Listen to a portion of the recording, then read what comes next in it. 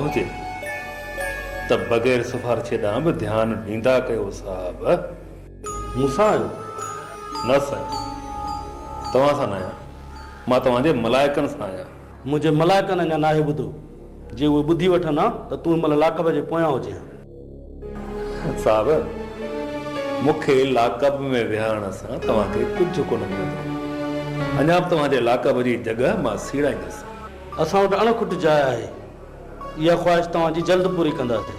फ़िलहाल तव्हां ॿुधायो त तव्हांजी कहिड़ी ख़िदमत कई। मूंखे जवार ऐं मजूअ सां मिलणो आहे। उन्हनि जो सौदो थी वियो, मूसा ख़ान वठी वियो अथनि।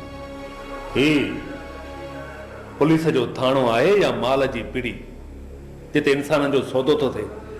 हिते तव्हां जहिड़नि वहशी जानवरनि खे सुधारियो वेंदो आहे। निकिरण जी कर त किथे अचे न वञे अरे में।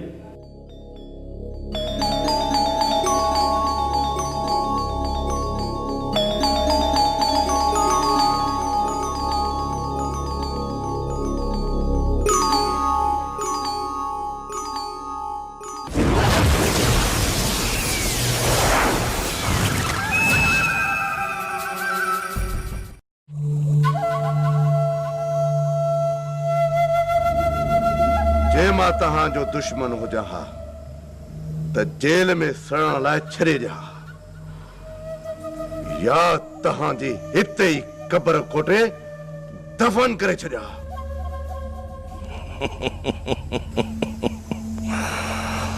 हाणे मक़सद जी ॻाल्हि कर रहे सर। तव्हांखे छॾाइण लाइ सूबेदार सिकंदर वाॻुओ जेॾो वात खोलियो हो। रेस जेको बि हिसाब आहे करे छॾियो, तव्हांखे सभु मिली वेंदो। न मजू न, जे मूंसां हिसाब कंदो त पोइ नुक़सान में वेंदो। रेस हींअर असां पंहिंजे फ़ाइदे जो सोचूं ई कोन था। पर तव्हांजो मूंसां सौदो थियल हो। तव्हांजी आज़ादी जे एवज़ मूंखे आचर जो सिर घुर्जे ऐं हवेली जी इज़त बि। आचर जो सिर तव्हांखे तोहफ़े में ज़रूर ॾींदासीं। ऐं हवेली जी इज़त उहा हाणे कारी थी चुकी आहे। न तव्हांजी इज़त न असांजी इज़त रही आहे। हाणे जॾहिं बि मिली न हिन ज़मीन में दफ़न करे हिन धरतीअ जे मथां इहो दाग ई मिटाए छॾींदासीं। इहो बि सौदो मूंखे क़बूल आहे। पोइ असांखे इजाज़त। घर वञी हाणे सुकून जी निंड न सुम्हंदो जबार। रेस जहिड़े नमूने तुंहिंजी निंड हराम थी आहे, ईअं असांजी बि निंड हराम आहे। ऐं अहिड़े ई नमूने दुश्मननि जूं निंडूं हराम न कयूंसीं त असां बि जमाल ख़ान जा पुट न आहियूं।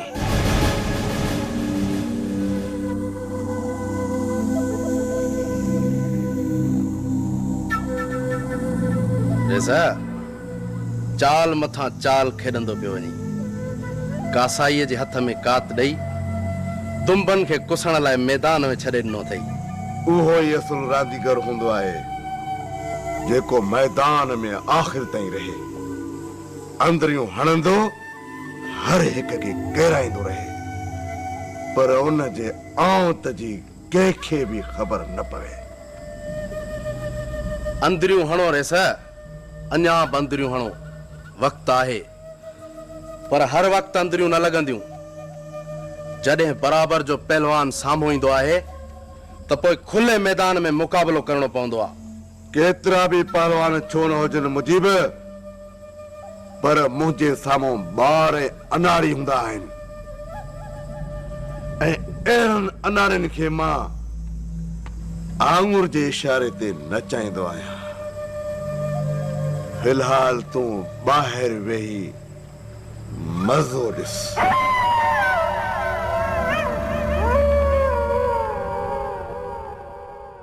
खानो समझा थो त इहो नओं दुश्मन असांखे महांगो पवंदो।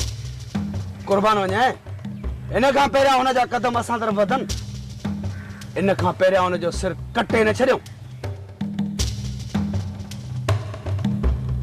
न कुर्बान न, खानू दिलेर दुश्मन जो बि क़दुरु कंदो आहे।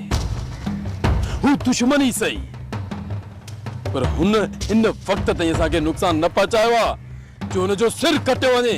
खानू उन ॾींहुं मूं जेका हुन जी चाल ॾिठी, सम्झां थो त नुक़सान ॼण खां सवाइ न मिलंदो। कुर्बान वञे, उन जो बिलो त करणो ई पवंदो। फिलहाल हू पाण मुंझल आहे। जॾहिं हिन जब्बार मज्जू या कमदार सां मिलियो ऐं हुनखे हक़ीक़त जी ख़बर पइजी वई त पाणे क़ुर्बान पाण हू असांजो पीछो करण छॾे ॾींदो। खानू को छो नथो हुनखे असुल हक़ीक़त ॿुधाई? न शेरल न, असां हुनखे केतिरी बि हक़ीक़त छो न ॿुधायूं, पर हू असांजी ज़बान ते कॾहिं बि यकीन कोन कंदो, छो त हू